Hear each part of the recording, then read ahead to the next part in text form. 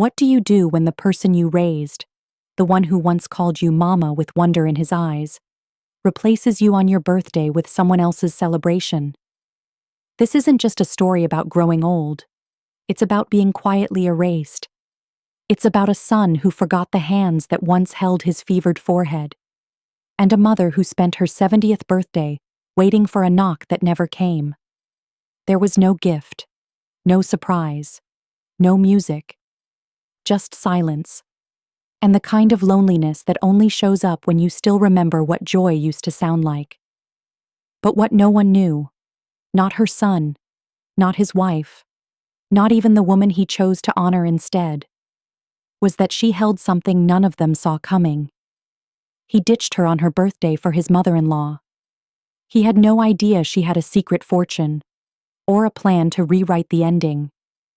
If you've ever been forgotten, replaced, or quietly left behind by the ones you loved most, leave a comment.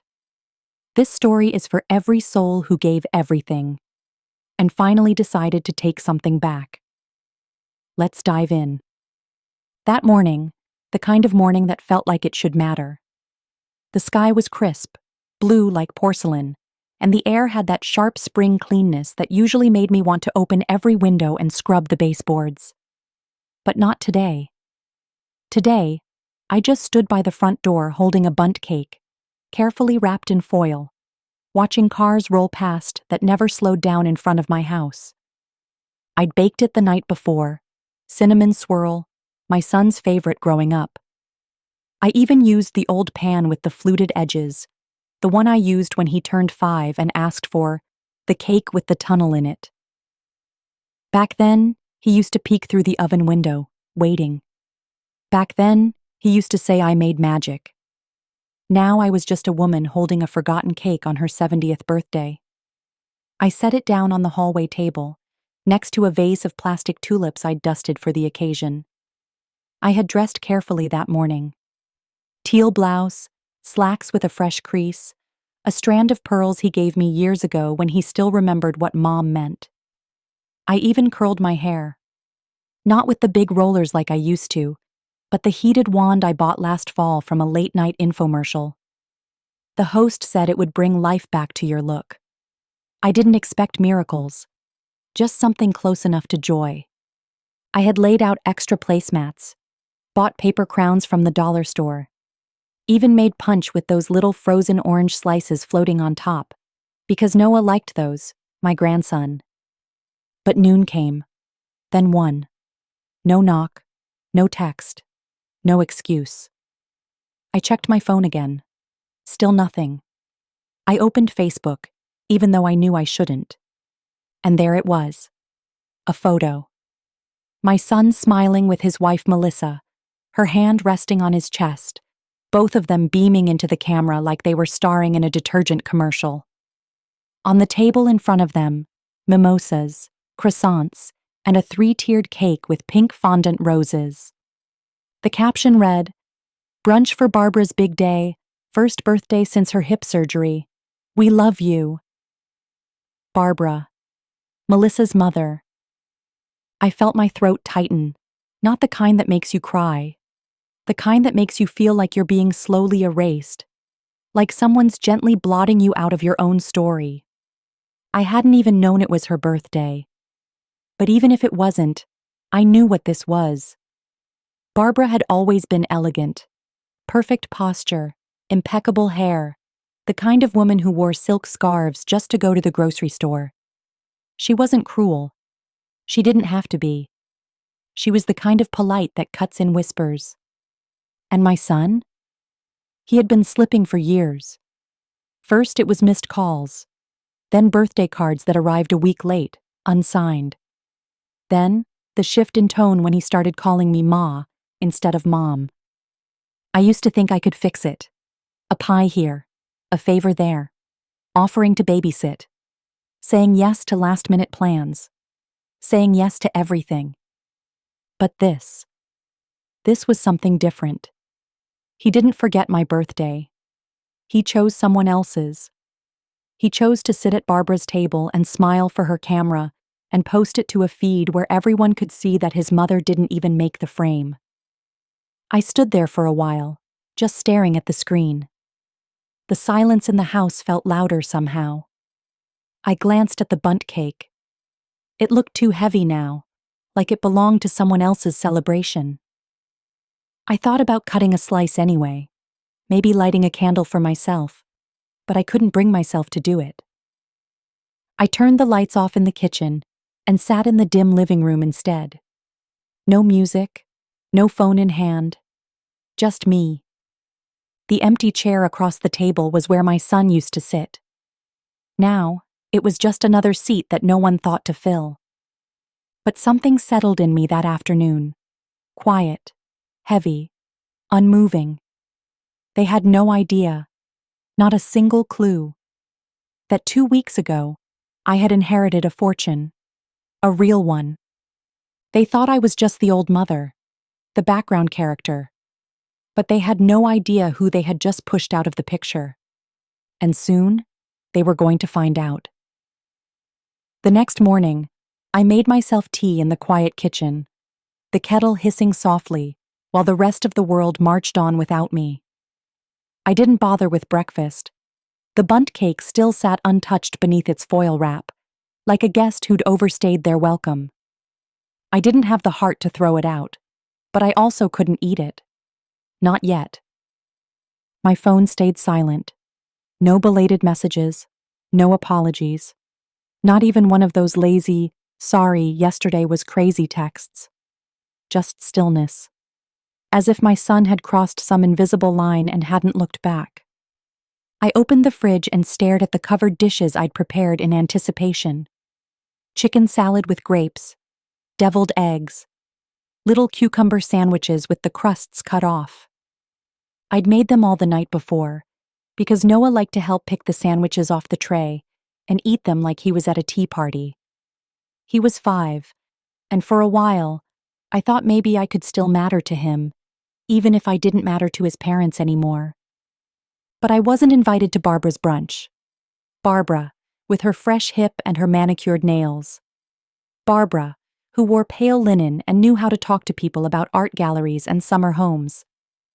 She'd once asked me, at a family barbecue, if I ever got bored just being a homemaker all those years. She said it kindly, with a smile so gentle it could cut silk. I remember standing there with barbecue sauce on my apron, sweating in the July heat, wondering how a woman could sound so gracious while making you feel so small. My son had laughed. Not unkindly, just lightly. Like it was funny that someone like me could be questioned. Like it wasn't a big deal. I didn't say anything then. I just smiled the way I always did. Like a good sport. Like the person who's used to being dismissed. But now I sat at the kitchen table and realized how many birthdays I'd baked for. How many cakes I'd carried. How many candles I'd lit for everyone else. And this year, not even a slice. Around noon, I finally got a text. It was from Melissa, my daughter-in-law. "Hey, sorry yesterday got a little crazy. We were going to swing by, but Noah was so tired after brunch. Hope you had a good one, though." That was it. No punctuation at the end. No offer to reschedule. No picture of Noah holding a card. I stared at the message, then slowly set the phone face down.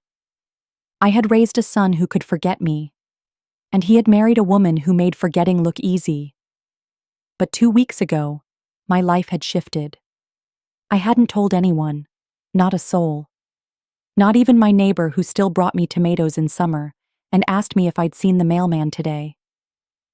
The letter came in a thick envelope, cream-colored. No return address, just the name of a law firm embossed in faint gold ink. Inside, a handwritten note from Mr. Samuel Whitaker's attorney. Samuel had passed away in January. I'd cared for him years ago, back when I took a part-time job as a private aide. He was a quiet man. No children, no visitors. Just books and classical music, and a habit of watching the rain like it held secrets. We used to talk. Not about anything grand, just life. He'd once told me that I made silence feel less lonely. He left me everything: his entire estate, his savings, his property in the hills. Over $3 million, tucked neatly into legal language and bank statements I had to read twice to believe. The lawyer called it a bequest made in gratitude. And now, while my son raised his glass to another woman, I was sitting on a secret that could buy me a whole new life. They thought they'd left me behind. But I hadn't even started walking yet. Let them laugh over brunch. Let them toast someone else's birthday. Because while they handed my title to a stranger, I was about to remind them, you don't write someone off unless you're sure they're staying gone. And me? I was just getting started. The following weekend, I saw them again. It was a sunny Saturday at the park near Melissa's neighborhood, the one with the big white gazebo and the koi pond, where Noah liked to throw breadcrumbs when he thought no one was watching. I had come with a Tupperware of fresh-baked cookies, still warm, tucked in a little cloth-lined basket. It was something I did without thinking, a habit more than a plan. Maybe I hoped we'd run into each other. Maybe some quiet old part of me still believed that showing up with sweetness might be enough to be seen. I spotted them near the swings, my son pushing Noah, who squealed with laughter, and Melissa beside him, one hand on his back, the other holding her phone. But it was Barbara who caught my eye first. She sat on a park bench, her legs crossed delicately, a silk scarf tied around her neck even in the spring sun. Her smile was effortless, one of those soft, knowing ones that belonged in a skincare ad. She held an iced coffee in one hand, chatting easily with the woman next to her, another mother, maybe a friend from the neighborhood. She laughed at something and tilted her head in that way that made you feel like she understood the world better than the rest of us ever could. I stood there for a moment too long, half hidden behind a tree, like a coward in my own life. Then Noah saw me. "Grandma!" His face lit up, and for just 1 second, it warmed me. That little voice, that little hand waving wildly in the air. I stepped forward, trying not to let the hope show in my expression. My son turned toward me, his smile dimming slightly. It wasn't anger, just a pause, a flicker of discomfort. Melissa looked up from her phone, her face unreadable. I reached them, holding out the basket like a peace offering.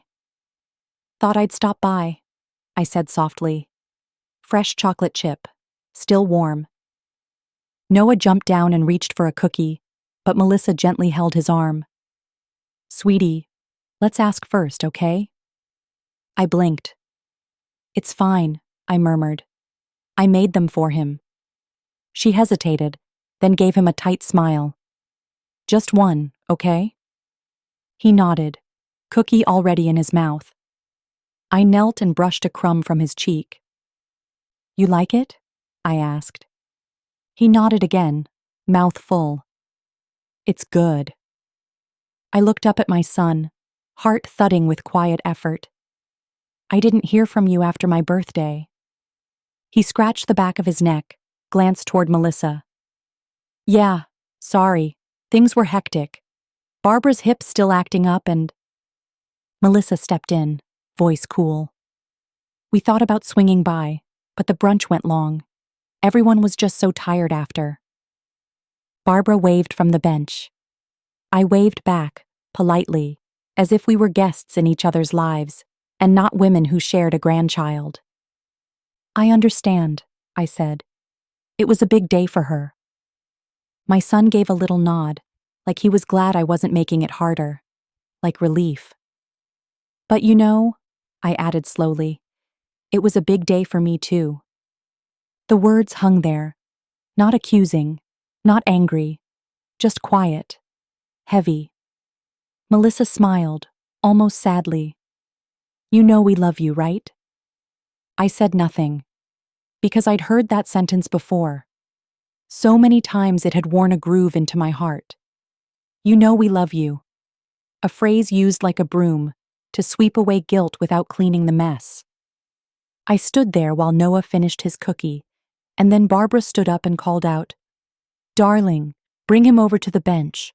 I want to show him the ducks." Melissa took Noah's hand and walked with him toward her mother. My son lingered. "You okay?" he asked. "I'm fine," I said. "You don't have to worry about me." He looked like he wanted to say more, but he didn't. He just nodded once and walked away. And I stood there, holding a basket full of warm cookies no one wanted, watching my grandson skip toward the woman he now called Grandma Barbara. I turned and walked back to my car, every step measured, every breath practiced. They had chosen her, but soon they'd remember me. Not because I demanded it, not because I baked or begged or showed up with cookies in hand, but because some stories don't end in silence. Some stories come back, with a signature and a fortune no one saw coming. The card came in the mail 3 days later. It was one of those pre-packaged things you find at the drugstore, bright blue with silver foil letters that read, "To a wonderful mom on her special day." The envelope was thin, the kind that bends easily if you're not careful. I turned it over in my hands, half expecting it to be empty. Inside, a signature. Just his name. No message. No note. Not even love. David. Just David. The postmark said it was mailed the day after my birthday. No rush. No overnight delivery. No sign that it had ever crossed his mind to be on time. I stood at the kitchen counter reading that card like it might suddenly reveal some secret meaning. Like maybe if I tilted it just right, the words he should have written would appear in invisible ink. They didn't. It was the same card anyone could give a stranger. The kind a coworker might leave on a break room table next to a cake from Costco. I tucked it into a drawer. Not because I wanted to keep it, but because I didn't know where else to put it. It didn't deserve a place on the mantle. It wasn't meaningful enough for the trash.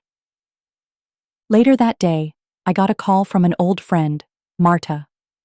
We hadn't spoken in a few months, not since her move to Tennessee. She asked about my birthday, and I told her the truth, or at least the polite version of it. She laughed, sharp and knowing. "Oh, honey, they always remember when you stop showing up." Not before. I didn't answer, just stared out the window at the wind moving through the trees, making everything bend just enough to survive. That night, I found myself scrolling through Facebook again. Melissa had posted another photo. Barbara, front and center, holding Noah on her lap while he grinned with chocolate ice cream smeared across his face. The caption read, "Weekend with Grandma B. So grateful for strong, elegant women who lift up the next generation. Blessed Osher family first." I stared at the words. Elegant, strong, grateful. I thought about the number of times I'd picked Noah up from daycare when they were running late. The nights I stayed over when he had colic and they were too exhausted to function. The casseroles, the late-night phone calls, the errands. No hashtags, no captions, no thank yous. Just Barbara now. I clicked to view the comments. There were hearts, compliments. One person wrote, "She's so lucky to have a bonus grandma like Barbara." Bonus. That's what I'd become, a redundant feature, a replaceable part. I should have felt angry, but all I felt was still, cold and still, like the moment just before a storm breaks. I got up, walked to the drawer, and pulled out the letter again, the one from Samuel Whitaker's attorney. My name was there, underlined. The numbers still shocked me. $3,864,212, and the lake house, the stocks, the vintage car still parked in his garage. It was more than a windfall. It was a second life waiting to be lived. And I had options now. I could disappear, vanish like a ghost, and let them wonder what had happened to the woman who used to bring cookies to the park and wait for birthdays that never came. Or I could do something else. Something quieter. Sharper. I opened my notebook and started writing. Not just notes, plans, not revenge, not exactly, but clarity. I wasn't going to spend a single dime proving my worth to people who needed a hashtag to remember I existed, but I would show them that the woman they'd cast aside was not gone. She was simply done asking for space at a table she built. The world had told me over and over again to be soft, to make room, to be forgiving. But not this time. This time, I would be the storm. The following Sunday, I drove to the estate. It still felt strange calling it that. The estate. Like something out of a novel where people wore velvet robes and drank sherry by the fire. But that's what the lawyer had called it. And that's what it was. Samuel Whitaker's house, sitting on the edge of Pine Grove Lake, tucked away behind old oaks and a winding gravel path, like it had been hiding from the world all these years. I hadn't been there since he passed. I'd put it off, unsure if I was ready to step back into the place where I used to bring casseroles and books and the occasional crossword puzzle just to help him pass the time. But now, with the paperwork finalized, the keys belonged to me. The moment I stepped out of the car, I could smell it, the lake, the pine, the damp richness of the earth. It was the kind of scent that didn't exist in cities or suburbs. It wrapped around you like a memory, thick and persistent. I unlocked the front door, and it creaked open like it had been waiting. Inside, it smelled like old books and cedar. Dust floated in the air, but the place was intact, just as Samuel had left it. There was his armchair, worn and sagging slightly in the middle. His shelves lined with poetry and jazz records. The painting he once said reminded him of a place he never got to visit. I walked through the room slowly, touching the edges of furniture, feeling the ghost of a life lived quietly and with care. He had been a kind man, reserved, but thoughtful. He used to ask about my son, back when David still called. Back when being a mother felt like it had meaning. He would have been furious to see how they treated me now. In the kitchen, I found the envelope the lawyer had mentioned, a personal letter, written in Samuel's tidy, slanted script. I never had a daughter, but if I did, I would have wanted her to be just like you. You didn't just help me die in peace, you reminded me I was still alive. People like you don't get noticed in this world the way they should. So I've done what I can. I hope this gives you the freedom to be seen. I stood at the counter and let the words settle in my chest, slow and warm, like tea steeping. He had seen me. In all the years my own family had looked past me, Samuel had been watching, not with pity, with quiet respect. I spent the rest of the day walking the property. The lake glittered in the afternoon sun, birds dipping low across the water. There was a small dock, still intact. A guest house near the trees. The house needed work, sure, but the bones were solid. And it was mine. Not because someone married me. Not because I'd begged or baked or bent over backward to be chosen. Because someone saw me. And now I was beginning to see myself again, too. When I got back into the car, I didn't drive straight home. I took a detour through David and Melissa's neighborhood. Just once. I told myself it was harmless curiosity. Their SUV was parked in the driveway. The blinds in the front room were drawn. I sat there for a moment, engine idling, heart still. I didn't need to go in. Didn't need to knock. They had made their choice. I was just making mine now. As I drove away, a thought flickered through my mind, not sharp, not angry, just honest. They believed I had nothing left to give. But they were wrong. I had more than they'd ever know. And not just the money, not just the house. I had time, I had clarity. And for the first time in my life, I had power. It happened at brunch. Not mine, of course. Barbara's again. Melissa posted a video to her Instagram story, a boomerang of Noah clinking orange juice glasses with his grandmother, both of them laughing like the world was made of honey and sunshine. Barbara wore pale blue linen, a matching scarf tied effortlessly around her neck, and gold hoop earrings that caught the light every time she leaned in to speak. She didn't look like someone who'd had a hip replacement 3 months ago. She looked like she'd floated through life untouched by gravity. The caption read, "3 generations of love. Family matters. Grandmothers are gold." It stung. Not because I wasn't there, by now I'd gotten used to that, but because of how seamless it looked. How naturally I'd been erased. As if I were a smudge on a window they'd finally cleaned. I sat on the edge of my bed that afternoon, phone in hand, the sunlight crawling slowly across the floor. There was no anger, just a tightness in my chest, like a rubber band stretched to its limit, holding in too many years of swallowed words.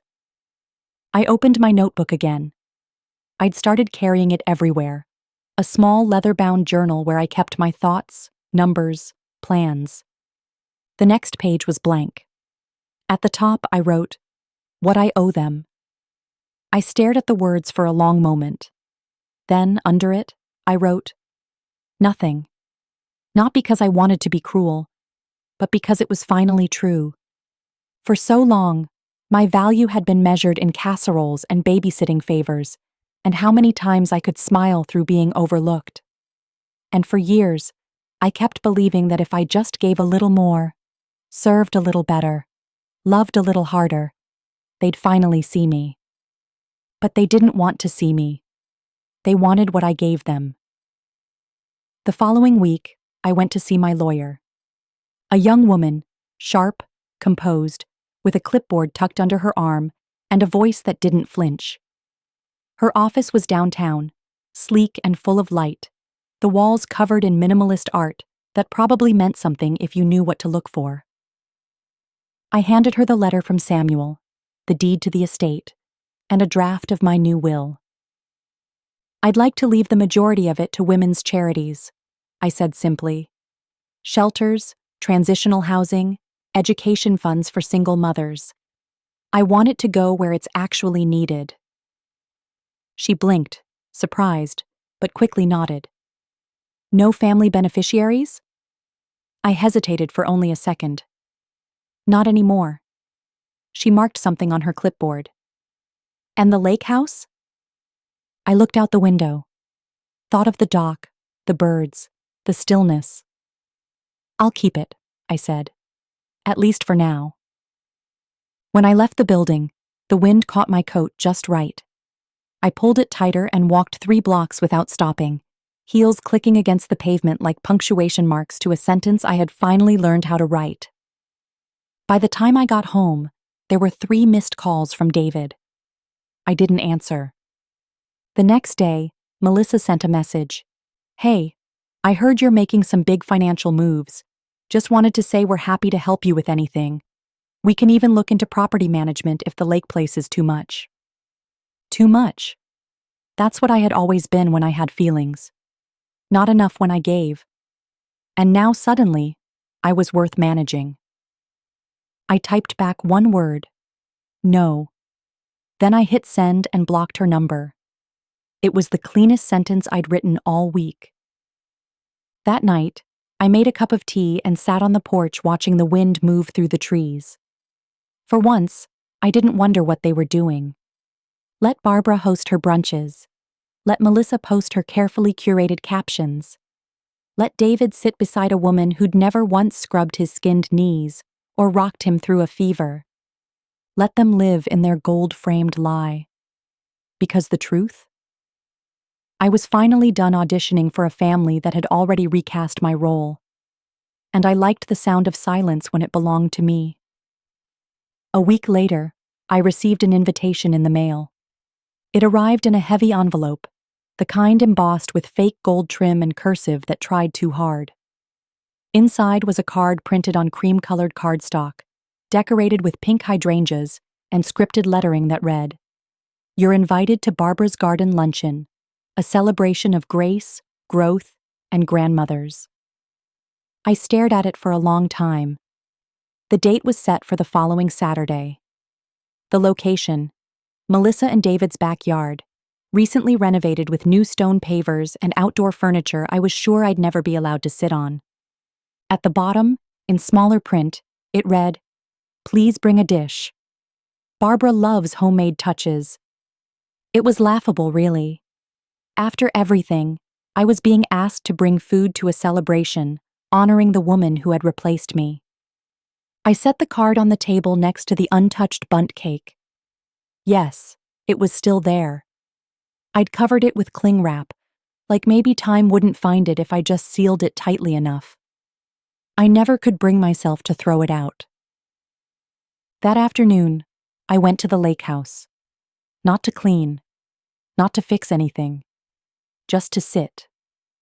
I took off my shoes, dipped my feet into the cool water, and let the silence press against me. For the first time in decades, there was no one to ask what was for dinner, no phone calls asking for favors, no grandchild being passed to me like a responsibility instead of a joy.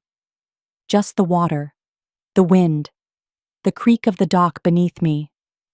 I closed my eyes and thought about that invitation. Thought about what would happen if I actually showed up. If I wore something that made their voices catch, walked into that backyard with my head high and my silence sharper than any monologue. But I knew how it would go. Barbara would smile, wide and soft and practiced. Melissa would offer me a glass of warm lemonade and a seat just a little out of the frame. David would look past me, then say something like, "Glad you could make it," before turning to refill Barbara's plate. And Noah, he'd be playing near the patio, too distracted by a new toy to remember the woman who once read him bedtime stories while his parents went out to dinner. I wasn't angry. I was just done. So instead of preparing a dish for the luncheon, I pulled out my planner. I had an appointment the morning of the event. An interior designer from the next town over was coming to tour the lake house. I had decided to renovate. Nothing extravagant. Just enough to make it mine. I wanted the guest room painted in pale green. I wanted shelves in the kitchen for my cookbooks and a window seat by the fireplace where I could read in the winter. I wanted a space that felt like it belonged to the woman I was becoming, not the one I had been forced to be. The next day, I mailed the RSVP. I checked "Decline with regret," then added a note at the bottom. "Wishing you all a beautiful gathering. Please give my best to Barbara."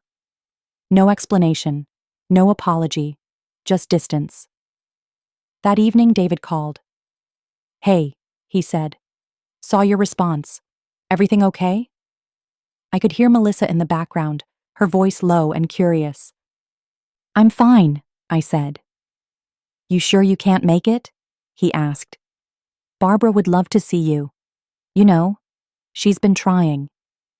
"Trying what?" I asked calmly. There was silence on the other end. Then, awkwardly, "To include you. To make it easier." I smiled to myself. "I don't need it to be easier, David. I just need it to be honest." He didn't know what to say to that. He never did when I used plain words instead of sweet ones. I told him I had plans. Then I wished him a good afternoon and hung up. I didn't cry. I didn't replay the call. I simply opened my notebook and wrote one more line beneath the list I'd started weeks ago. I no longer make room for people who only remember me when it's convenient. And for once, it felt like enough. The day of the garden luncheon arrived with all the delicate flair I expected it to. I saw it unfold from a distance, digitally anyway. Melissa posted a video in the early afternoon. The camera panned over pastel tablecloths and hanging string lights, woven baskets of scones, and crystal pitchers of citrus-infused water that probably cost more than a week's groceries. Noah ran barefoot across the trimmed lawn, a paper crown on his head, trailing bubbles from a wand. Barbara sat at the center of it all like a monarch in repose, fanning herself gently with a handmade card that read, "Best Grandma Ever." Someone had even made a chalkboard sign that said, "Celebrating Barbara, Queen of Grace, Strength, and Sunday Brunches." I watched it once, then again. Not because it hurt, but because I was studying something. A performance. A well-lit, well-rehearsed show in which I had never been cast. The comments flowed in quickly. "She's glowing. This is what family looks like. Noah is so lucky to have her." I closed the app, not because it broke me, but because it didn't. That same hour, I stood in the back room of the lake house, barefoot, holding paint swatches up to the light. Soft fern, gentle wheat, antique white. Nora, the designer, walked beside me, notepad in hand, her glasses pushed halfway up her head. "You're not afraid of bold, are you?" she asked, pulling out a swatch of deep, stormy teal. I looked at it for a moment, then smiled. "Not anymore." She grinned. "Good. You've got the windows for it. That view deserves a frame." The kitchen already smelled of fresh wood and lemon oil. I'd spent the morning scrubbing cabinets, replacing knobs with matte brass ones I picked out myself, not because they were trendy, but because they made the drawers feel like mine. I made lunch for one: chickpea salad, rosemary bread, a cup of chamomile tea. I set it on the table and opened a book as the light streamed in through the windows. No plastic tulips, no forced pleasantries. Just me. And it was enough. Later that evening, I received a message from a number I didn't recognize at first. It was a picture of Noah holding a chocolate chip cookie, grinning, with the caption, "He says yours are still better." There was no name attached, but I knew it was Melissa. I didn't respond. I didn't need to. That message wasn't an olive branch, it was a reminder that they still believed I was always going to be there, in the background, waiting for my cue. But I had left the stage. That night, I pulled out the envelope with my bank paperwork. I reviewed the donation disbursement schedule with a highlighter, checking the boxes next to the women's shelter, the single mother's legal aid fund, and the scholarship foundation I had selected for older women returning to school. 300,000 had already been allocated. Another 500,000 would follow over the next year. I didn't want a plaque. I didn't need a bench with my name on it. I just wanted something to grow from the parts of me they had trampled. Something useful. Something that didn't require permission to matter. Before bed, I took one last look at the video of the luncheon. Barbara laughed beside Melissa, her mouth perfectly shaped into a storybook smile. Noah asleep on her shoulder, his crown still perched sideways on his head. They looked happy. But I knew the difference now. Happiness that requires an audience isn't the same as peace. And I had found peace, in new floors and warm tea and clean linens folded just the way I liked. No one clapped, no one posted, no one called it beautiful. But it was. And this time, the only approval I needed was my own. It was a Wednesday when David finally said it out loud. We were sitting across from each other at the cafe near his office, the one with overpriced cappuccinos and chairs that always seemed designed to keep you uncomfortable, just long enough to pay and leave. I hadn't planned to see him. I was dropping off some paperwork for the accountant handling Samuel's estate, and he'd called after seeing my car parked outside. 10 minutes, he'd said, just to catch up. I said yes, mostly out of curiosity. I wanted to see how long he could keep up the illusion that nothing had changed. The cafe was nearly empty, sunlight slanting across the floor in soft golden strips. He sat with his back straight, his tie slightly askew, a half-drunk espresso in front of him. He looked older than I remembered, not in a way that showed up on his face, but in how he carried himself, like someone trying to balance too many things at once, none of them important. We exchanged pleasantries, weather, work, Small talk, like we were acquaintances who'd met once at a seminar and never followed up. Then he asked about the lake house. Melissa said you're doing some renovations, he said, like he was making conversation. I am, I replied, making it livable.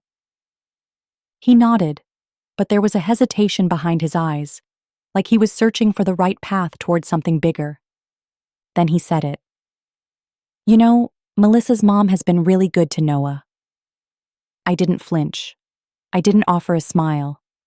I just sipped my tea and waited. She's stepped in a lot lately, he added, with school pickups, bedtime routines, that sort of thing. She's filling a role, I said gently. I'm sure that's convenient. He looked at me then. Really looked. The way he used to when he was 10 years old and had broken the neighbor's window and didn't know how to confess. You've been distant, Mom.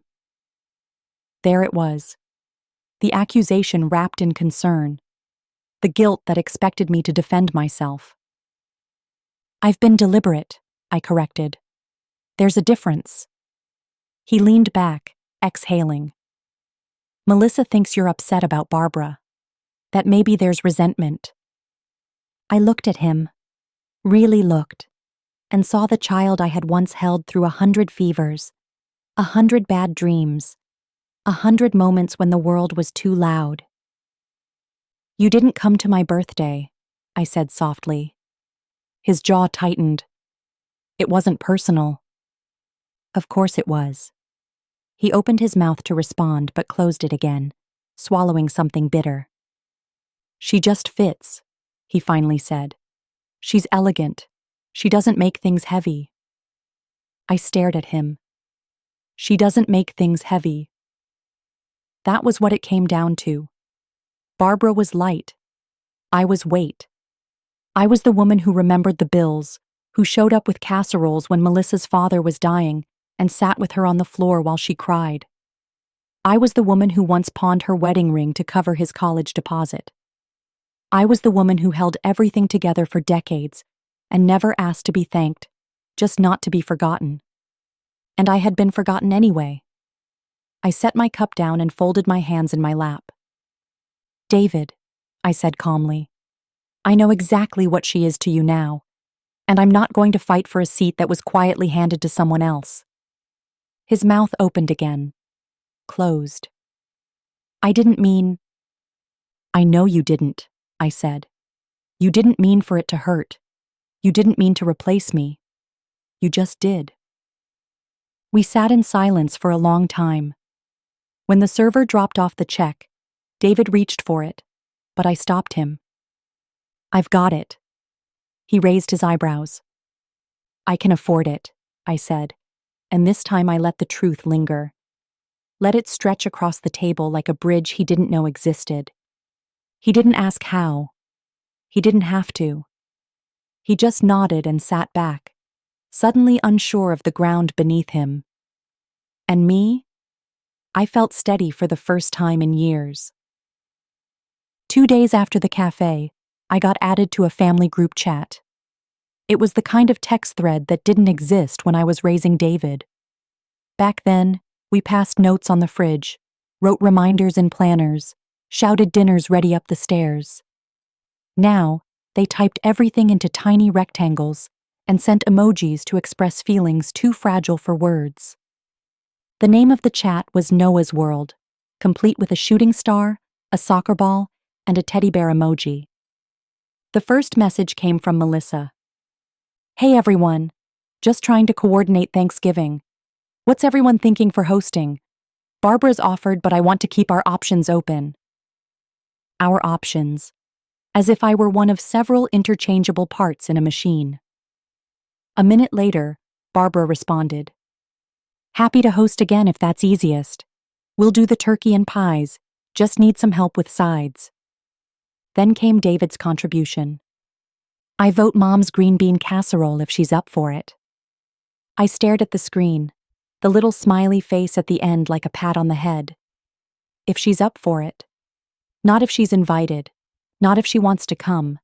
Not we missed you last time. And we hope this is different. Just a casual request for the same dish I've made every year for as long as I've known how to cook. The one I made the year I had a fever and still showed up with foil trays. The one they all called legendary until Barbara started bringing kale salad and wine pairings.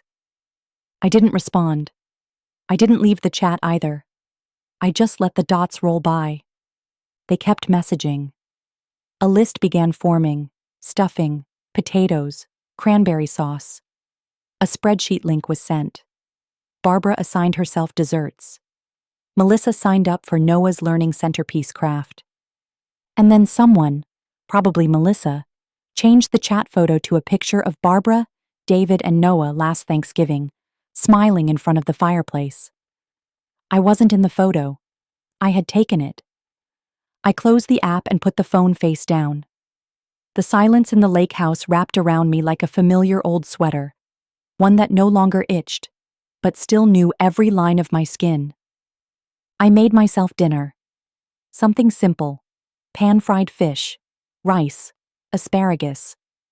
No one else's preferences to consider. No arguments about who didn't like lemon.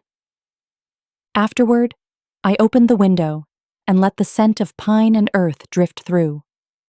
The breeze carried a kind of peace that no family gathering ever had. I thought about that Thanksgiving photo. How I'd spent the morning peeling potatoes and the afternoon invisible. I remembered David handing Barbara a glass of white wine and saying, "Mom usually burns the rolls, but Barbara's are perfect." I remembered Melissa joking, "She even brought cloth napkins. I told you she's not like the rest of us."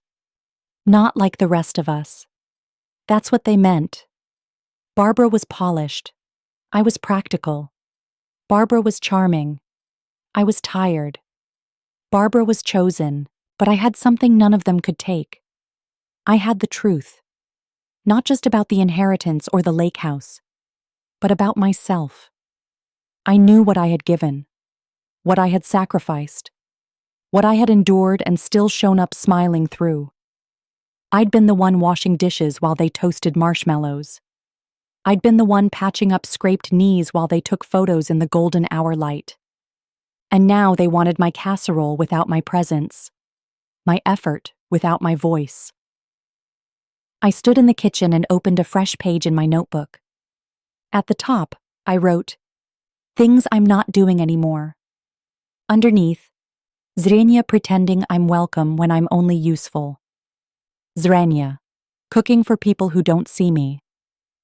Zrenia, making room for others who never made room for me. I closed the notebook. Thanksgiving would come and go.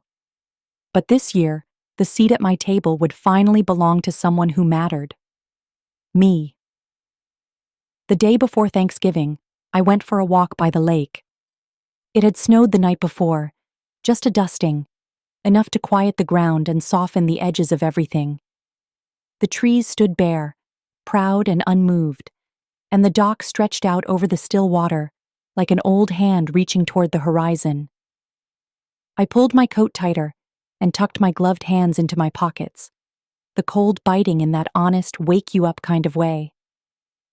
I passed the little bench near the tree line, the one Samuel had built himself back when his hands were steadier and his days longer.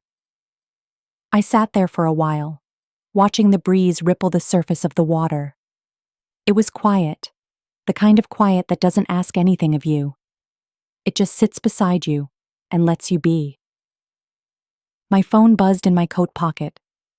I almost didn't check it, but some reflex still lived in me, one shaped by years of needing to be available, useful, reachable. I pulled it out and saw a message from David. "Hope you're bringing the casserole tomorrow. Noah asked for it." That was it. No happy Thanksgiving Eve. No, looking forward to seeing you. Just a casual, breezy request slipped into the thread, like I was one of many hands in the kitchen, not a person with a heart they'd forgotten to consider. I didn't respond. I didn't have to. This year, I had plans. I stood up, walked back to the house, and finished packing my small overnight bag. 2 sweaters, clean jeans, a bottle of red wine, and a book I'd been meaning to read for years, but never had the time. The rental car was already gassed up and waiting in the drive, its heated seats promising warmth I didn't have to earn. By late afternoon, I was on the highway heading south to a small bed and breakfast tucked into the hills about 2 hours away. I found it online after searching for quiet places that feel like exhaling. It had 5 rooms, no televisions, and a dining room that served hot soup and fresh bread every night. That was all I needed. The innkeeper's name was Eloise. She met me at the door with a wool shawl wrapped around her shoulders and a softness in her voice that made me feel like I'd stumbled into someone's memory. My room smelled like lavender and wood smoke. The sheets were heavy. The silence was thicker than the snow that fell gently through the window. That evening, while most families gathered around crowded tables and refilled gravy boats, I sat alone in the dining room near the fireplace. The inn had only 2 other guests, a couple from Maine who kept to themselves, and an older woman in the corner writing postcards with a pen that looked like it had been handed down from another era. Eloise brought me lentil soup and a slice of rosemary bread still warm from the oven. I thanked her and ate slowly, savoring every bite like it was the first meal I'd had, where no one needed anything from me. At some point, I checked my phone again. The family group chat was buzzing. Photos of Barbara's table, linen runners, golden pine cones, candles flickering next to ornate place cards. There were smiles. There was Noah in a sweater vest. Melissa had posted a boomerang of her and Barbara clinking wine glasses. The caption read, "Grateful for strong women who teach us how to lead with grace." No one asked where I was. No one noticed I hadn't signed up for any dishes. I wondered if they'd even left a chair for me, or if Barbara had taken over my place completely now. I could have let it sting. But instead, I looked up at the fireplace. I watched the flames dance in quiet patterns across the stone, and felt something rare and unfamiliar swell in my chest. Relief. I wasn't there. I wasn't needed. I wasn't asked. And somehow, for the first time, that felt like freedom. I finished my wine and walked slowly back to my room, the halls lit by soft sconces and the smell of cinnamon tucked into the corners like comfort. There was no casserole cooling on the stove, no sink filled with dishes, no polite smiles stretched too thin. Just me. And for once, that was more than enough. The Monday after Thanksgiving, a letter arrived. Not an email, not a text, not a notification pinging in the corner of my screen. An actual letter. Cream-colored envelope. My name printed in David's handwriting, still as blocky and unsure as when he was 8, and practicing on thank you notes. No return address, but I recognized it before I opened it. I sat with it on the table for almost an hour. Just sat. The kettle had long since cooled, the tea forgotten. Outside, the wind moved through the trees like something searching for an answer. Inside, I stayed still. When I finally slit the envelope open, I unfolded a single page. No formal greeting. No, "Dear Mom." Just the facts, laid out like a business proposal. We've been thinking, and since things are so different now, with the inheritance and the house, maybe we could revisit some things. You've got all this space out at the lake, and we've been considering a change of pace. Noah could really benefit from the quiet. Barbara's getting older too, and says she wouldn't mind helping out there. Melissa thinks it could be good to start fresh. Family again, in a way that works for everyone. I didn't laugh. I didn't cry. I just read it again, slowly. Then I set it down and looked out the window at the frozen lake. So that was the turn. Not an apology, not an acknowledgement, a revisiting. Now that I was the woman with property, with funds, with something they couldn't claim with sweet smiles and soft reposts. Now they wanted family again. Only now. I stood and walked to the kitchen, my steps echoing softly against the tile. The house smelled of cinnamon and pine cleaner. I'd just polished the floorboards the day before. The window above the sink framed the snow-covered trees like a postcard. I reached for my notebook. This time, I didn't write a list. I wrote a sentence. People show you their truth when they think you have nothing to offer. I underlined it twice. I didn't write back right away. I didn't write back at all. Instead, I opened my laptop and started researching something else. Grants. Specifically, micro-grants for single mothers launching small businesses. It was something Samuel had once talked about when I helped him balance his end-of-life affairs. Money should do more than sit, he'd said. It should stir things, change things. That stuck with me. I found a few organizations, then a few more. I sent emails, asked questions. And by the end of the week, I'd wired $50,000 to a seed fund in Portland that gave interest-free loans to women who had once been told their dreams were impractical. A baker trying to open a storefront. A refugee mother building a sewing cooperative. A retired janitor learning digital marketing. They all mattered, and none of them needed to beg for a seat at my table. By Thursday, Melissa called. I didn't answer. Then David. I let it ring until it stopped. A voicemail followed. Hey, I don't know if you got the letter, or maybe you did and just haven't had time. We really want to work this out. I know things got messy, but we want to make space for you again. Make space. Like they were carving out a little corner for me, dusting off a stool and asking if I wanted to sit, after spending a year building a whole new family portrait that didn't include me.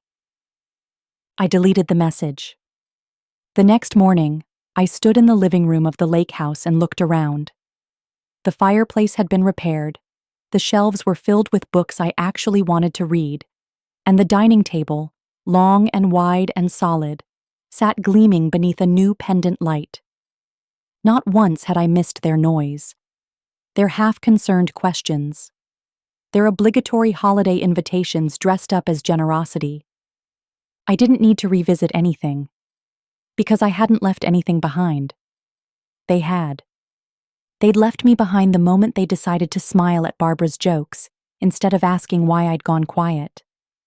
The moment they posted curated gratitude while stepping over the woman who had once packed their school lunches and bandaged their scraped knees without ever needing applause. And now that I had something they wanted, a house, a name on paper, value in numbers, they remembered. But I remembered too. And this time, I wouldn't forget myself. I saw them at the country club 3 weeks later. It wasn't planned.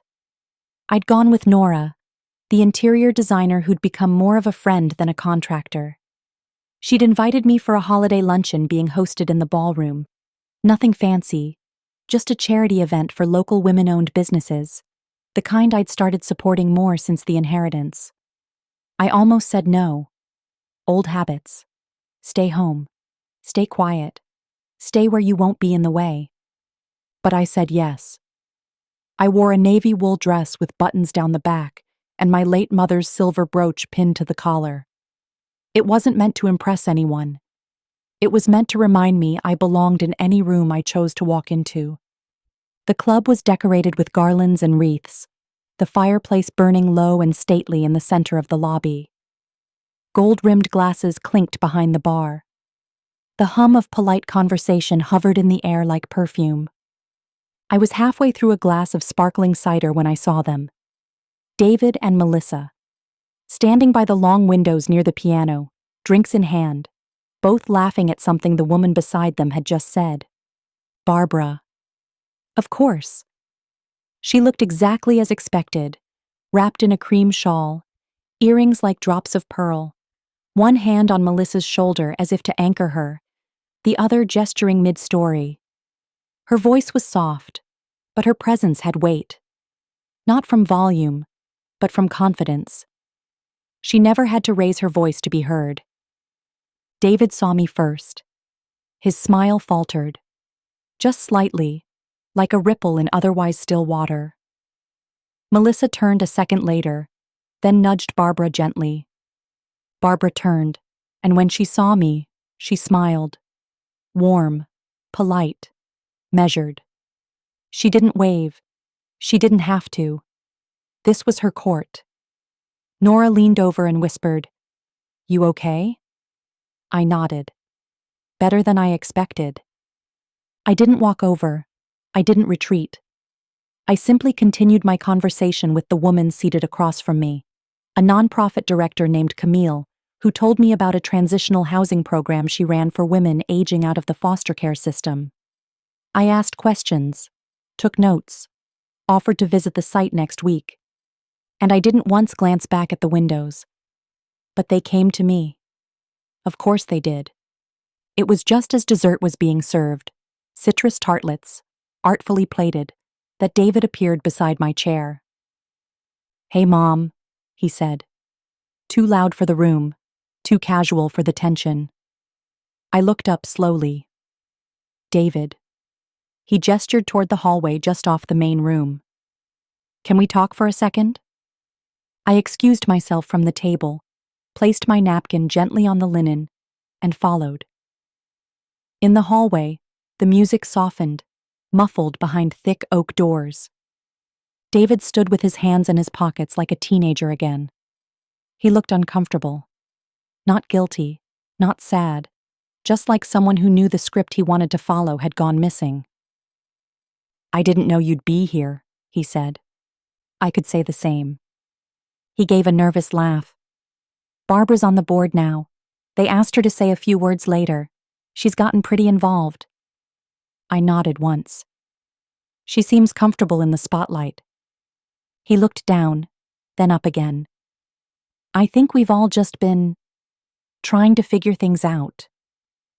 "Is that what it is?" I asked quietly. "Figuring things out?" He sighed. "We miss you." I tilted my head slightly. "You miss my presence or my compliance?" He blinked. "What?" "You miss me showing up, cooking, helping. But do you miss me?" He didn't answer. That was its own answer. I stepped closer, not cruel, just steady. "I'm not angry anymore, David. But I am clear. I was never meant to be quiet so that others could speak louder. And I'm not coming back to that role, just because you've realized the house feels different without me folding the napkins." He opened his mouth, then shut it again. I smiled gently. "You grew up thinking love was service. I raised you that way, and I own that. But I'm not interested in being needed only when it's convenient." He nodded slowly. "I get that." "I hope you do." Barbara didn't approach. Neither did Melissa. They stood just beyond the hallway, talking to a couple in matching Christmas sweaters, eyes flicking in my direction, and then away again, as if my presence had thrown off the lighting for their perfect evening. I walked back into the ballroom, sat down at my place, and finished my tartlet. Camille smiled.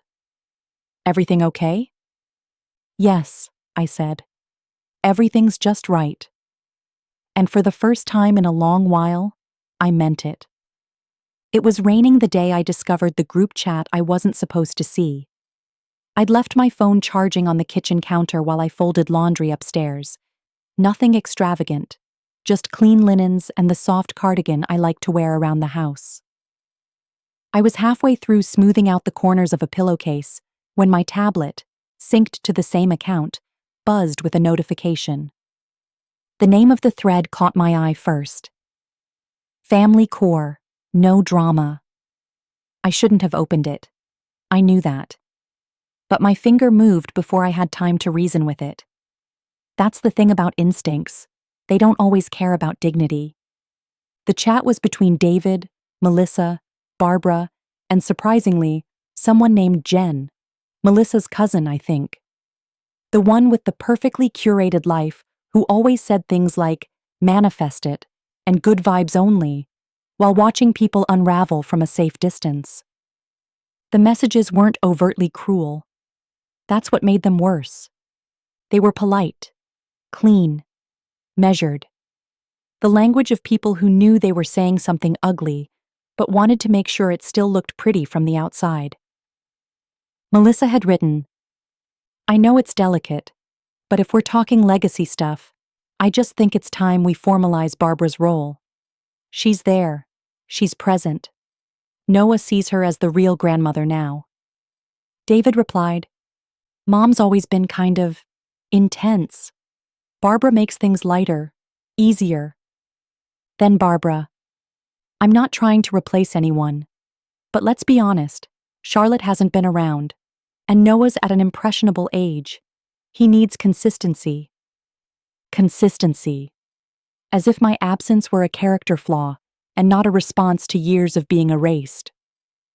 Jen chimed in with a voice memo, her tone syrupy, that fake concern cadence some women use when they're about to twist the knife. "I think Charlotte has unresolved stuff. You know, generational guilt, martyrdom, all that. Honestly, it's probably good she's stepping back. Space can be healing for everyone." No one disagreed. No one defended me. No one said, "She's his grandmother. She raised David. She held him through his first fever and read him Goodnight Moon until she memorized the words." No one said, "She matters." They just kept planning, coordinating Christmas plans, talking about rearranging bedrooms in the house, possibly bringing Barbara in full-time to help with Noah's homeschooling next semester.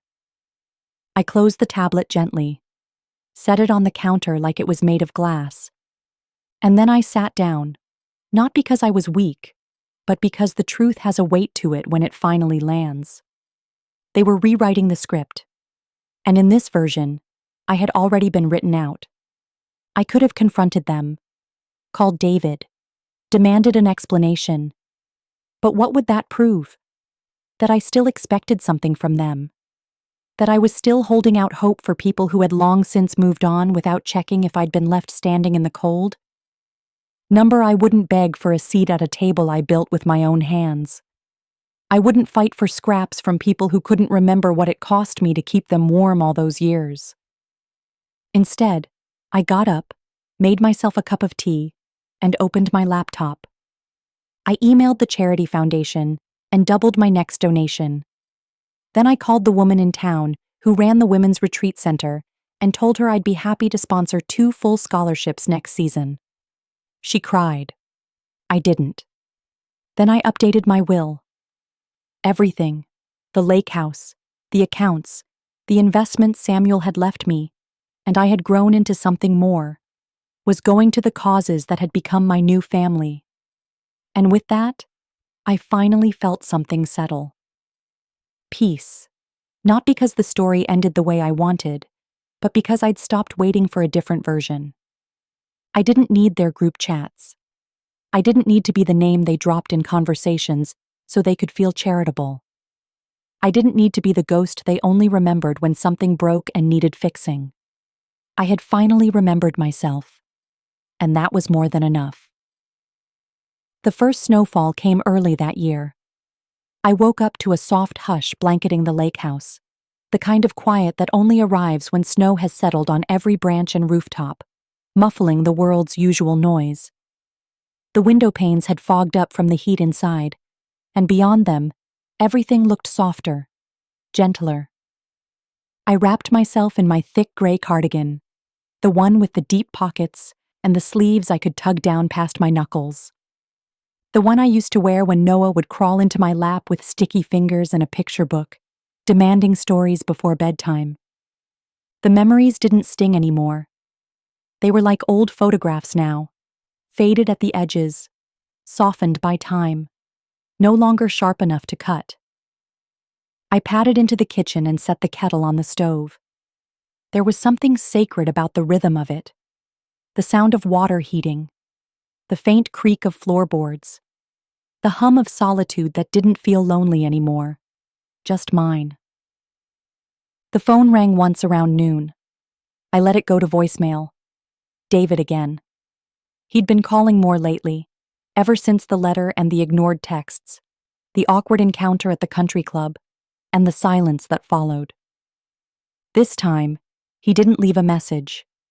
He never did, when he wasn't sure what he wanted to say. I sat at the dining table and opened my notebook. On the left-hand page, I'd written a list of small joys, things I'd discovered or rediscovered since stepping away from them. Early walks in the cold when the world still feels untouched. Baking for no one but myself. Letters from the nonprofit directors, updating me on what the donations were doing. A hand-addressed thank you card from a mother who had just signed the lease to her first apartment. She wrote, "You don't know me, but your help made space for me to finally breathe." It was the kind of sentence that made everything else fall quiet. The kind that reminded me of all the years I'd spent gasping under the weight of being everything for everyone. Later that afternoon, a delivery truck pulled into the long gravel driveway. A man in a thick red parka stepped out, carrying a large white envelope tucked under his arm. "Charlotte Garrison?" he asked. "Yes," I replied, even though I already knew what it was. He handed it over with a polite nod and trudged back to his truck, the tires crunching softly over snow as he disappeared down the hill. I took the envelope inside, sat down on the edge of the couch, and opened it. Legal stationery, a stamped cover sheet. Inside, a formal request from David and Melissa's attorney. Not a lawsuit, not a threat, a suggestion, a proposed agreement. They wanted to discuss the possibility of establishing a family trust, one that would protect the integrity of the estate and ensure generational stability for Noah and any future heirs. They wanted to include Barbara, as an advisor, as someone who'd provided significant support and continuity in recent years. I read the words slowly, twice.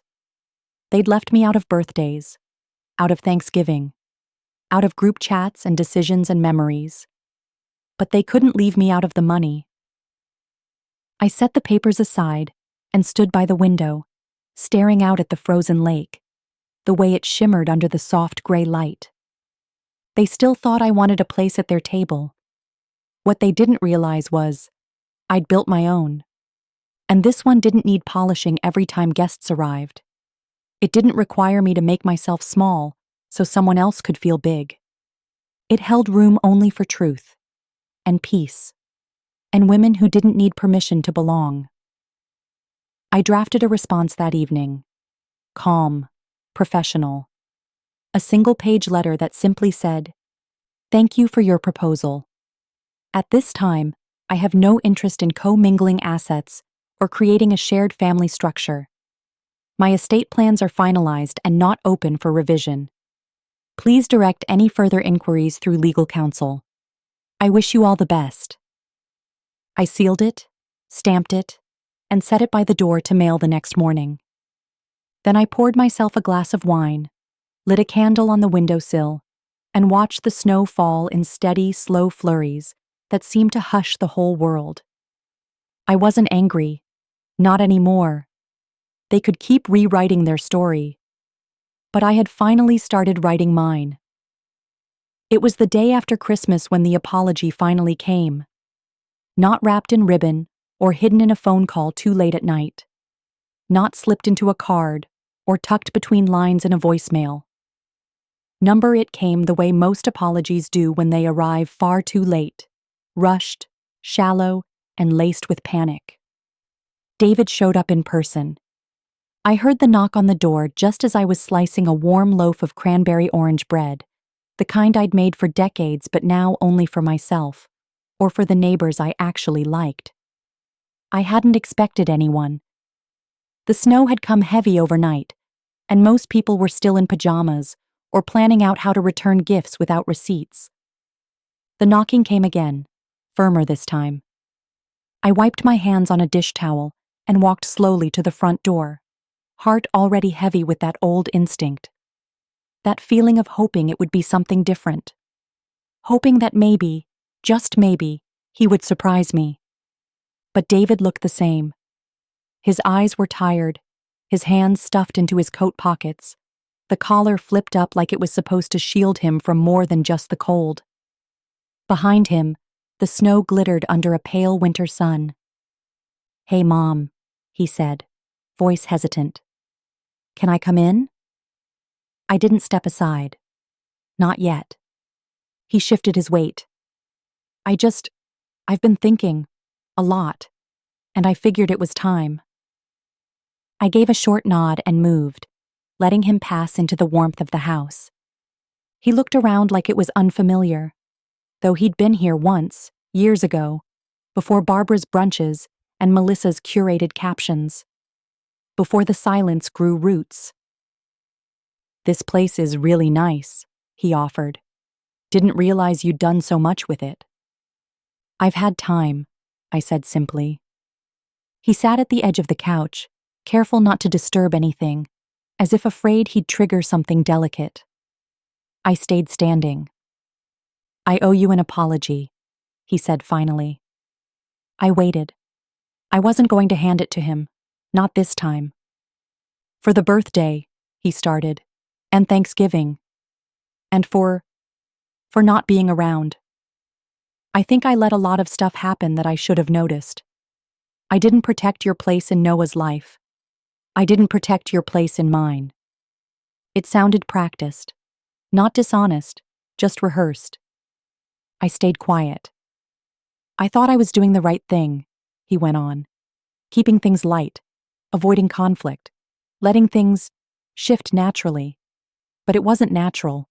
We left you out. I left you out." Still, I said nothing. My silence didn't come from pettiness. It came from years of speaking into rooms where no one looked up. And now, I was making sure every word I gave away had value. David rubbed his hands together. "I read something Noah wrote for school," he said. "It was a short essay about family. He listed all the people he loved. Barbara was there, Melissa, even his teacher. But your name wasn't?" That's when his voice cracked. Just slightly.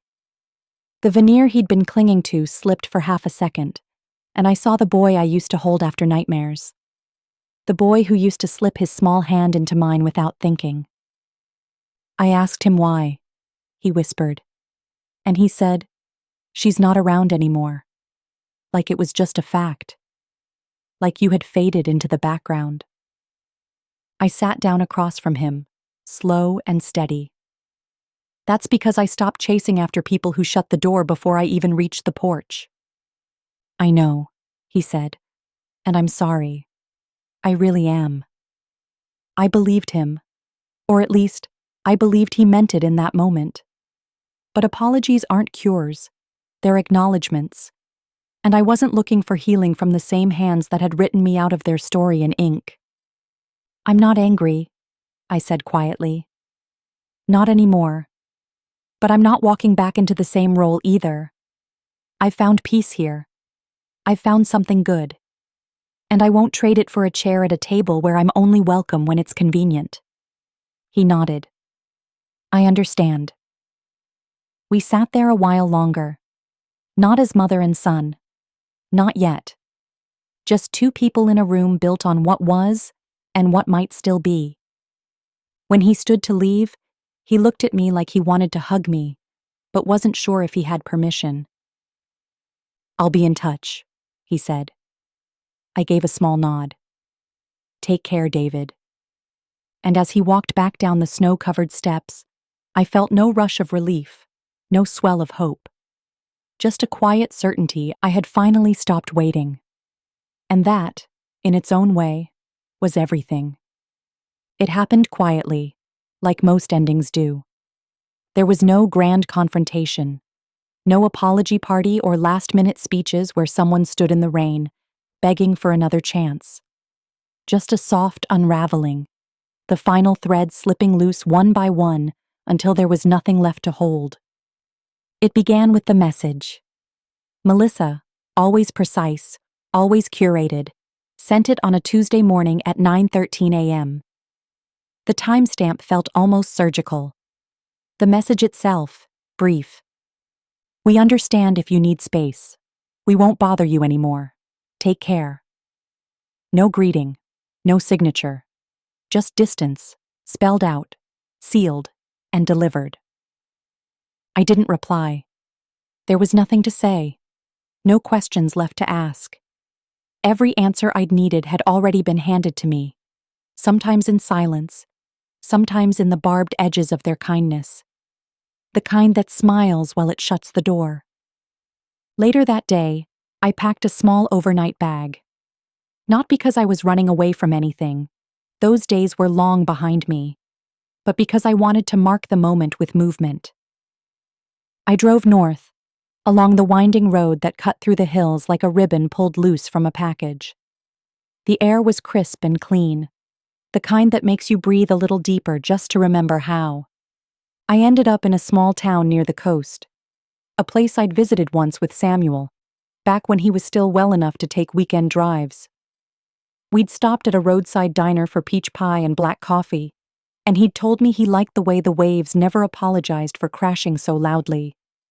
Now, years later, I stood barefoot on that same shore, watching those same waves break and gather and break again. No one asked anything of me here. No one stared or expected or reminded me what I used to be. I stayed for 3 nights. A woman at the inn asked if I was visiting family. I smiled, easy and quiet. No, I said. Just visiting myself. She laughed like it was a joke, but I meant every word. On the 3rd morning, I sat in a little cafe near the harbor and pulled out my notebook. The one I'd started back when the first letter from Samuel's lawyer arrived. The one that had carried every plan, every promise, every boundary I'd finally learned to draw. On the last page, I wrote, "This is how it ends, not with fireworks, but with peace, not with closure, but with clarity." Then I shut the notebook and tucked it away. I didn't need it anymore.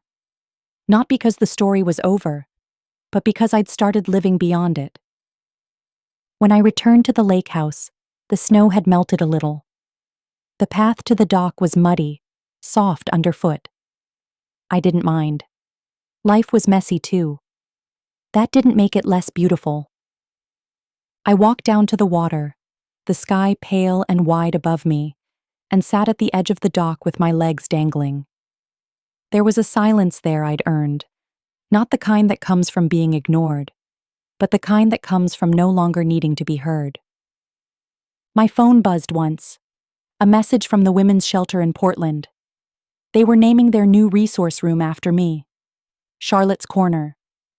I smiled, not because I needed the recognition, but because it felt like something good had grown from all that pain. I'd always thought legacy was about being remembered by family. Turns out, it's about what you leave behind when you stop trying to be everything to people who see you as nothing. I stood, brushed the dirt from my hands, and looked out at the lake one last time. The water didn't care who was watching. It just moved, forward, endlessly. And now, so would I. I didn't need their closure. I didn't need to be invited back. I didn't need to be anyone's grandmother, anyone's afterthought, anyone's backup plan. I had myself. And for the first time in my entire life, that was more than enough. The quiet didn't scare me anymore. It used to. Back when silence meant something was wrong, someone was upset, something was boiling under the surface, something I had to fix before it exploded.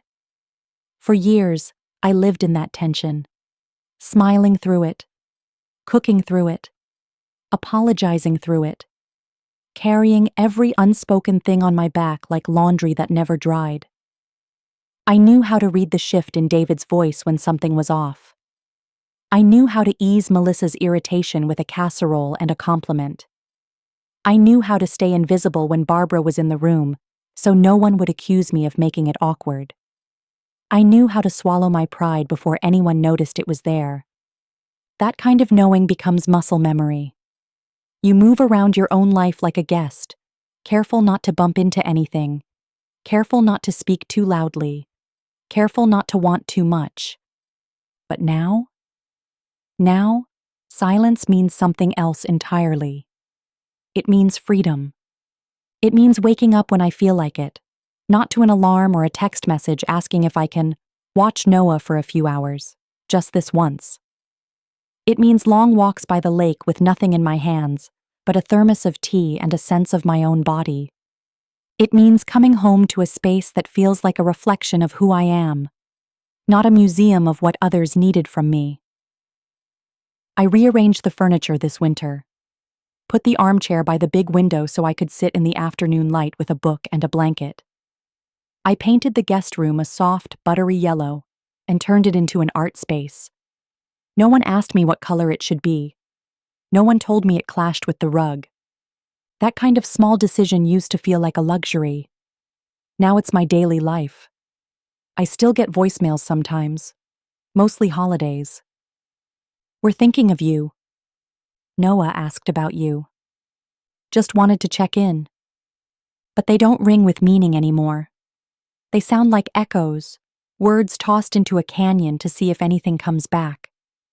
And I don't return the calls, not out of spite, not out of bitterness, but because I'm done being summoned. That's what it always was, being summoned. When they needed something, when Barbara's hands were full, when Melissa was overwhelmed, when David remembered for just a second that I used to be the one who stayed up with him through the flu and sat through every school play, even when he only had one line. But I'm no longer a woman you call in when the lead actress is unavailable. I'm not the understudy anymore. I'm the whole show. A quiet one, yes. Not flashy, not Instagrammable, but real, solid, mine.